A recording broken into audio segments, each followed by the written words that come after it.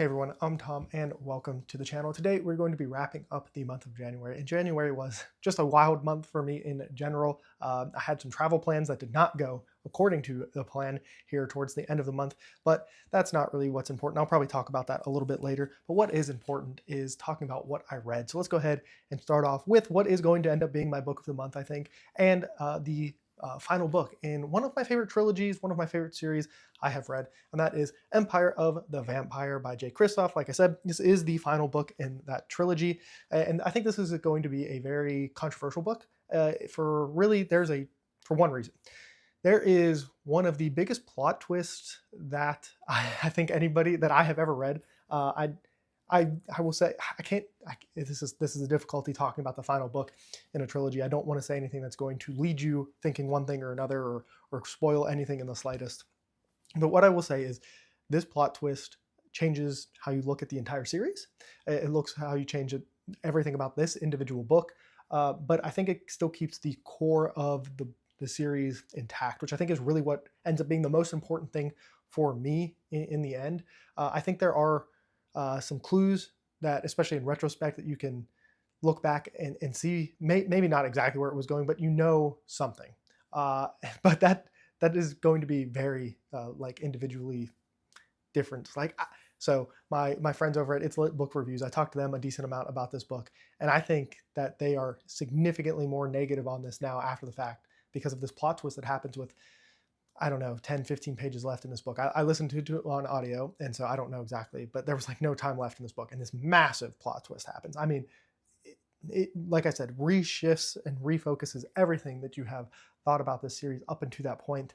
And I think it just kind of worked better for me, and it's going to really, really depend on you. And I think more people are going to dislike it than are going to like it. And I think that's a really bold choice.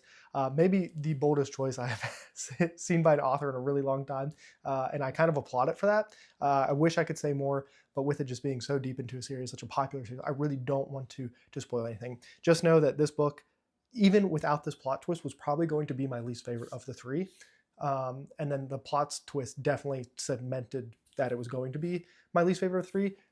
Still top 10 series of all time, I think, for me. I think in general, the series delivers on this epic, dark, gothic, gritty vampire story where vampires are handled in a way that I think is just very enjoyable. The world is super fleshed out. There's this awesome religion aspect to it. And there's just so much about it that even though I think for a lot of people, like when I say last, I mean, we're talking the very, very end of this book is going to leave some people not satisfied. I think in general, this is still going to be a trilogy I recommend to people. I think it just delivers on so much that I'm going to take the 50-50 chance of you liking this ending or not and still say you should read it. And like I said, for me, it still is a series that I hold very dear to me. This is one of those like first booktube books that I feel like the only reason I would have ever read that is because of booktube. So I don't know, maybe there's a little bit of bias there with that, but I just think in general that there's so much good here that it's all worth it. I have said over and over again that I think endings are overrated. And that doesn't mean, I think maybe I've softened on that a little bit, but I think so many people only care about the endings of stories that they just throw away all of the good that came along, even if the ending isn't maybe exactly what you wanted. And I think this book exemplifies that more and makes me believe that in myself even more, that like, okay, this wasn't the perfect ending, and it changes so much about the series, but it's still great to me. And if you're not so caught up in that last little bit, you'll be fine. But I could talk a lot more about this book in a spoiler way. So definitely you can come reach out to me on the Discord that is linked in the description, and we can talk there, or obviously in the comments. Just mention that you're going to be spoiling the book if you do, and we can definitely go wild down there. Next up, we have, this is the second book in a trilogy, and this is, I don't know why, I cannot say the name of this book ever. It's Shanghai. I always want to call it Shanghai, which it is clearly not the name of this book, but this is the second book in the Empire of Salt trilogy, the first book being Darium. And these are names of cities in this universe, basically. And this is I always say, very fast-paced series. Ben from Books with Genghis Khan is the one who has gotten me to read this, and I've really enjoyed my time with it. I think I enjoyed this one less than the first one, but still overall enjoyed it. I think there was just something about this one that kept me a little bit at arm's length, right? Where I couldn't, it took me to the very, very end of this book to really feel like I was kind of attached to it. And then by the time that's happening, it's over, which is, I think, a feature, not a bug. I think that's kind of, I don't know if the point is that you're not attached, but I think the point of the story is to be told quickly. We're not, I don't want to say wasting time, but this is streamlined. We're going through, things are happening. We're not wasting 50 pages wandering in the woods for 6 months. We're going, we're doing. And I think that's a really nice thing about the series. And I also really like how certain things are blended together from the first and the second books. And just like, I feel like this is, even though this world is very distant and different, there's just all of these things that make this story work really well together. I'm very excited to get to the third book, hopefully in February. Sword Saint, I believe. Yeah, Sword Saint. I would love to go ahead and finish out this trilogy. I really want to finish more things that I have started in 2026. So being able to finish this trilogy would be great. And like I said, I think all of these books are about 300 pages. So you're reading a trilogy, and the amount of time it takes you to read like a Stormlight book or something like that, it's nice to get a full story throughout everything. So once again, this is I think I gave that one 3 stars. I should have said this. Empire of the Dawn was a 4-star for me. That's my book of the month if I didn't say that. But this is probably, I think I gave this one a 3-star, and that just means I liked it. I thought it was good. It didn't blow me away. I think I gave Darien 4, so I definitely did like that one more. But you know, it's just like, I just was a little bit at arm's length for this entire book until the very, very end, when I was like really starting to get into it. It was gone. So that was kind of an interesting thing. And then next up, we have a short story, and that is Lazarus by, I didn't check, Leonid Andravi. This is a Russian literature book that I saw Jimmy from the with Chatting with Nuts talk about. And this is one of those short stories where I think the concept here is brilliant and fascinating, but the execution was just okay to me. I gave this one 3 stars as well. The basic premise of this one is Lazarus from the Bible. We know he's brought back from the dead by Jesus, and what happens after that, right? Like, that's obviously, you know, we don't know. That's not really explored in the scripture, so it's just kind of an interesting idea. And I think the idea of people kind of being obsessed with Lazarus, or the things that Lazarus went through when all of that happened, you know, all of that, I think that idea is so fascinating. I would love to see this idea explored again. If there's another story that's like that with this character, I think it would be super fascinating. I didn't find this one to be exceptional. Or not even that. I think the first half of this, I was really enthralled and like bought in while everything is kind of being set up and there's just some basic stuff happening. But as it continued on, I don't think it finished as strongly for me, but I do, like I said, I think the idea is just like absolutely, I don't know. I think somebody could really do something super, super cool with this story and just like take it and do things with it. But obviously that is not what happened. But it was still a good time. And for how short it is, I mean, I think the audiobook is like 45 minutes. So, I mean, you can just like, I mean, that's nothing, right? In the world of reading and listening, like 45 minutes is nothing, especially for something that is a cool idea. I do think there's some, and obviously this is a translated work, so like, I don't know how well it is translated, but there's some like nice writing in it as well, which is always a nice little touch. Speaking of short stories, we'll go ahead and talk about this. So I have started to read the Conan the Barbarian short stories. This is from Jake over at Nerd Level Rising. He's mentioned in the Discord that he and Shay from Zachary Shay were going to read it, and if anyone else wanted to join in. So I did. It's always been a character that I've been interested in, and I wanted to get a little bit more into short stories this year. So I've so far read The Phoenix on the Sword, The Frost Giant's Daughter, The God in the Bull, and The Tower of the Elephant. I think of those 4 that I have read so far, we're doing one a week. So if you want to join in, there's a thread in the Discord as well where we kind of just briefly talk about it. Obviously, these are really short stories, so we're not having any super in-depth discussions or anything. We're all just kind of throwing our thoughts in there and everything, but it's been really fun. I think right now, my favorite would probably be The Tower of Elephant. It's between that and The God in the Bull probably are the 2 that I'm most interested in. I will say I've been kind of blown away by the writing. I don't know what I expected, but it wasn't this. And it's funny because until really last year, when I would say last year was kind of like the birth of my enjoyment of short stories, because in the past, short stories just never really hit for me. And maybe it was what I was reading. Maybe I just wasn't really ready to consume a story in that shorter format. And these Conan stories have been fun. There's obviously, and they haven't been as, I guess I definitely went in expecting more misogyny and like sexism and stuff, just from random things that I have heard about these. And there is definitely hints of that, especially I think it's in the Frost Giant's Daughter. There's a little bit of like the misogynistic, I forget, I said something that I think just like, there's just like a dash of it, right? It's not overblown. It's not over the top. There's just like this little bit of like, it's there. But in general, I've just been kind of blown away by the quality of the writing, which I don't know why. I've always heard people speak very highly of these stories, but especially for ones that have been written, almost 100 years ago at this point, or getting close to it. I really have found the writing to be enjoyable, and I don't know, it's so different than anything else I have read, because Conan is in different positions in every one of these stories. It's not like we're following him linearly, right? We're just getting these random short stories of these things that are happening to him, and I think that's just been great. In some stories, the world building, you learn more bits and pieces of stuff that kind of fill out things that you've maybe heard from other ones. And I don't know. I'm no Conan scholar. I don't know if there's like a correct reading order or anything. Whatever. I'm having a decent time, or I'm having a good time with it. Not just more than a decent time. They've been fun, and they definitely have broken up some of the longer reads that I have been doing, which I'm about to talk about the two long ones that I had in January. So let's go ahead and do that. So first up, we'll do the one that I finished. And thankfully, I have finally finished Grand Conspiracy by Janie Wertz. And I will just say, this book is fantastic. I gave it a 4 stars. I really like this book. There's some really fantastic stuff in here.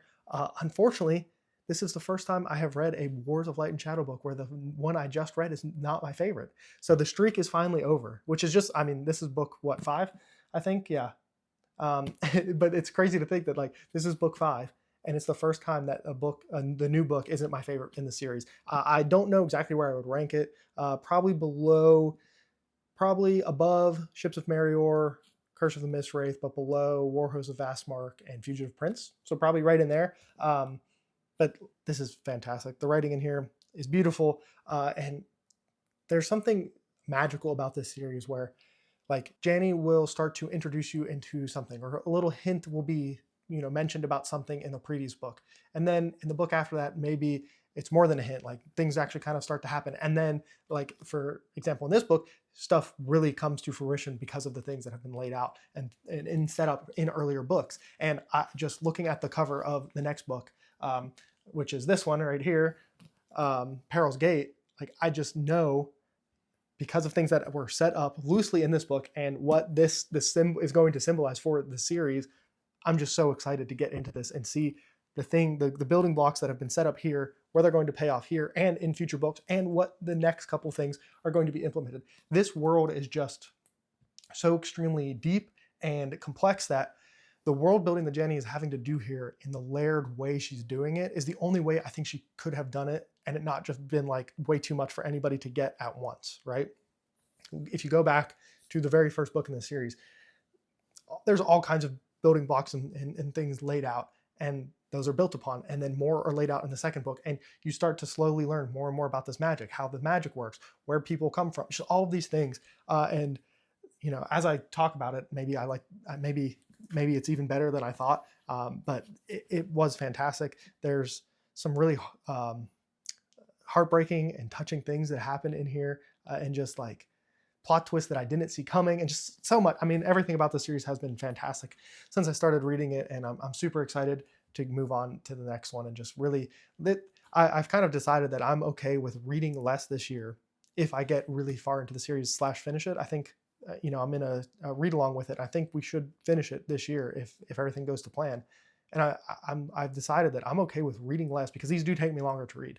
The writing is just very different than anything else that I've ever read, and it just takes me a little bit longer to get through. And I'm okay if it means instead of reading 6 books in a month, I read 3, and one of them is one of these books, which is just going to be a really interesting thing to see how it goes. But I was already super bought in, but every book, I just get more and more bought in. This is, it's already a top 10 series of all time. I'll be curious to see how far up that ladder it can climb, and I'm very excited to see what happens in the next book. And then that leads us to the very last thing on the novel front, which is Midnight Tides. I only got about halfway through Midnight Tides here, or only halfway through. It's a pretty long book. I got about halfway through, so I'm not going to say too much about it, because I'll talk about it more in February when I do finish it here soon. What I will say is, right now, it is definitely a Malazan book. I'm having a fine time with it, which I think is okay. I'm not being blown away by anything. There are kind of 2 competing storylines. One I find to be much more fascinating than the other one. And so I'm having that where you flip to a page and it's the storyline I'm not as interested in. I'm like, oh, here we go. I got to kind of get through it is the feeling I have. But I'm hoping that as I hit the halfway point, we really start to like get the ball rolling and some things really come to fruition. If not, if nothing changes with the way this book is going, I'll be fine. I'll be whelmed. It'll be a 3-star book. I'll have liked it. I'll have enjoyed my time with it, but it definitely won't be like a burning passion to continue right away. If nothing changes, I will still continue on. If this somehow drops off in the second half, which I don't think it's going to, I think we're really about to kind of start to build to that crescendo, which probably means I'll like it more. I'll get to the next book at some point, or if I like it enough, it'll be a higher priority. If it just kind of stays at the level I'm at, it'll still happen. So I know, Malazan has been an interesting journey for me, and I don't know. I kind of like that I'm having such a different experience from so many people because I'm kind of fence-sitting it, which is funny. I feel like so many people either absolutely love Malazan or they get a book or two in and they just realize it's not for them. And I think right now I'm just kind of like, I like it. It's good, but it's not blowing me away. And part of me wishes I could get to the point where like I love it as much as some other people. But if that doesn't happen and I just have a good time with it as we continue on, that's fine with me. And we'll see what's happening with it. But that is, I think, everything that I read novel-wise. So definitely let me know what you read and all that fun stuff as we move into the comics/manga front, which, funny enough, I actually didn't read any comics in January. I don't know why. I have stuff laying around. I think maybe it's because this month ended up being a little hectic for me. But I did read one, I guess I don't want to call it a bind-up, but one volume of, what is it? Mobile Suit Gundam, the original, which is the manga version of the original anime, which is not normally how those things go, but it's how this series went. And it's one of those really classic manga or anime series that I know a little bit about. I have seen stuff from it. It's just so legendary, but I'm not super well versed in it. And now the thing is, I absolutely love mech stuff. Mech stuff is like Pacific Rim, favorite movie, love big monster stuff. All of that kind of stuff really works for me. So Shay from Zachary Shay was telling me about the series and how much he was enjoying it and how he's absolutely loving it. So he got me wanting to read it. So luckily for me, it's at my library and I'm going to slowly work my way through it. I should get another, I don't know, I should have checked when my next library hold comes in for the second volume. That's why I haven't read any more of it, is I just got to get it from the library. So far I'm enjoying it. I think it's good, but I'm not blown away by it or anything like that. But we'll see as I continue on into that one. On the comics front, I still think Kingdom Come will be the next one that I read, but we'll see what happens. I've got a couple of different things that I would like to read on the comic front. Then we can talk about what I watched this month, and it's not too much. It's really been The Pit. The Pit is back, and I will say season 2 has been a little bit slower. I don't think I'm as gripped as I was season 1. Now, what I will say is I was able to binge season 1, and going week to week with The Pit is so frustrating because every episode is like, it ends and I'm like, oh my gosh, all I want to do is watch the next episode. So I think that should give you enough of like how much I enjoy The Pit, right? Like as soon as an episode's over, I'm just like, oh my gosh, why can't I just get the next episode right now? At least give me 2 at a time. 2 at a time, I'd settle for 2 at a time, I think. I've also started watching the Night of the Seven Kingdoms. I read those, or that's what it's called, I think, the TV show. The novel, or the collection of the novellas is definitely called that. I read those, I don't know, 2 or 3 years ago. I enjoyed them, had a good time with them. I'd be very curious on like what happens, how faithful they stay to it, and how people will feel about the show. I'm enjoying it right now.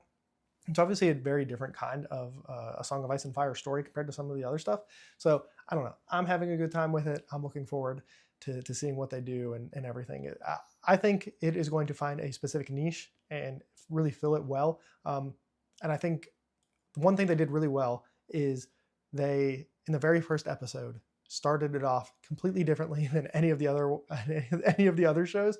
And if you've watched the first episode, you know what I'm talking about. It's not big and grand. It's starting very ground level, which I think is nice. I think it gives a different perspective on this universe and everything, which is something I think will make it very endearing to a lot of people. And I will say the child actor that they have playing Egg right now is just like absolutely crushing it. And honestly, the guy that's playing Duncan as well, I think I don't know, comedy and humor can be such a hit and miss thing, and I think it's just landing really well, at least for me.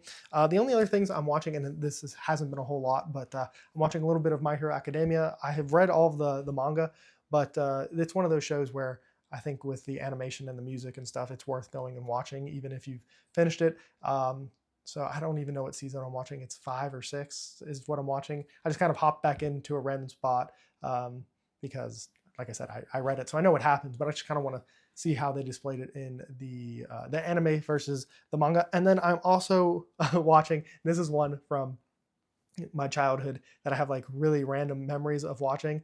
And when I saw it on Crunchyroll, I was like, I've got to watch it as an adult and see how good or bad it is. I have a feeling it's going to be pretty bad. I've only watched an episode so far, but that is Mobile Fighter G Gundam. This is in the mobile the mobile Gundam universe, but it is off the wall. It's like a tournament.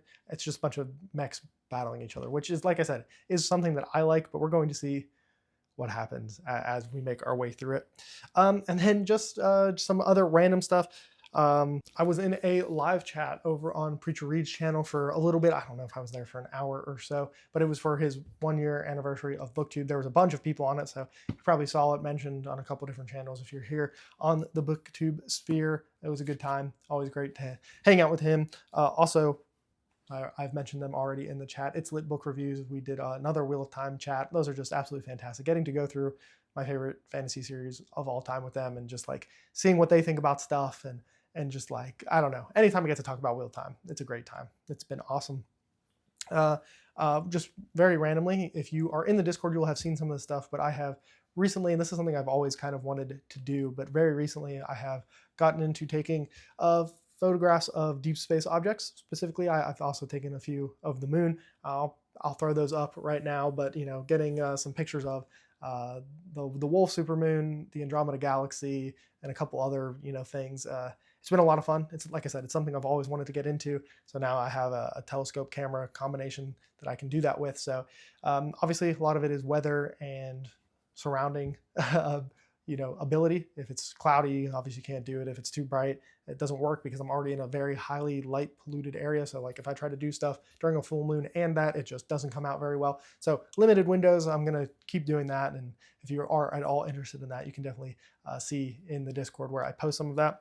And then I mentioned it just a little bit earlier. And I think that's maybe why my reading's down just a little bit this month, is I definitely had some travel woes. If you don't know, the East Coast definitely got absolutely hammered with snow and ice. And this is from the first one. Technically, the first one was kind of just like a giant ice storm. And that also hit like all the way out to Dallas, which was the problem because I was flying American. And I don't know, on one day, I spent 8 hours in the airport. And the second day, I spent 9. And it's because flights would get delayed, canceled, instead of, either just getting canceled or, they would delay it right before we were supposed to start boarding, because I live close enough to the airport where I could have just showed up, and not waited. But it is what it is on those things. And that was for a work trip. So I missed like 3 whole days of it, unfortunately.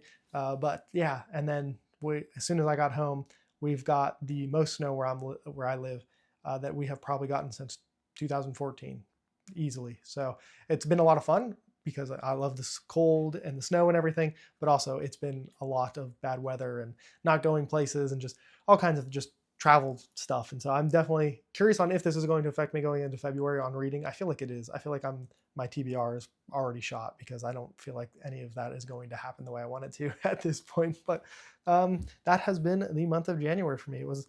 It was an interesting way to start the year, especially with all of the weather-related stuff and traveling for work, which is not something I normally do. But on the reading fronts, it was good. Empire of the Dawn, Grand Conspiracy, and some, those were good. The other things were fine, and we'll see what happens with Malazan as we move forward. Like I said, definitely let me know your thoughts, all of that fun stuff down below in the comments or on the Discord that is linked in the description. But that's all for me, and remember to read what you want when you want.